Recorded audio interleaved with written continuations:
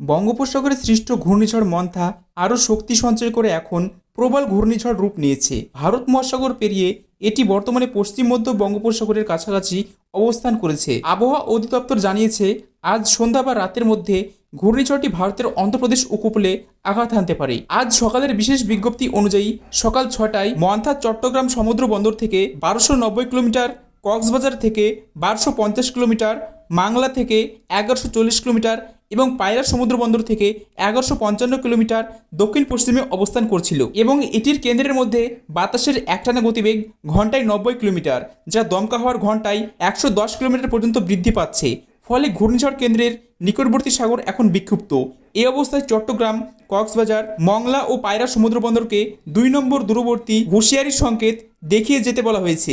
একই সঙ্গে উত্তর বঙ্গোপসাগরে থাকা সব মাছ ধরা নৌকা ও ট্রলারকে উপকূলের কাছাকাছি অবস্থান করে সাবধানে চলাচল এবং গভীর সাগরে না যাওয়ার নির্দেশ দেওয়া হয়েছে।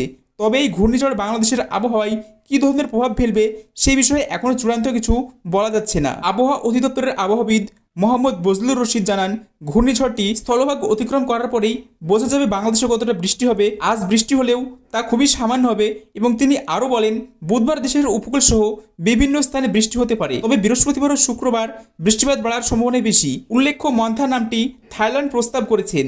এর অর্থ সুগন্ধি ফুল। প্রকৃতিতে সূক্ষ্ম সৌরভের নামে নামকরণ হলেও এর বাস্তব রূপ এখন বঙ্গোপসাগরে উত্তাল শক্তি হয়ে দাঁড়িয়ে আছে। এখন দৃষ্টি এটি স্থলভাগে ওঠার পর এর গতিপথ কোন দিকে মোড় নেয় এবং সেই অনুযায়ী বাংলাদেশে কতটা বৃষ্টি নিয়ে আসতে পারে।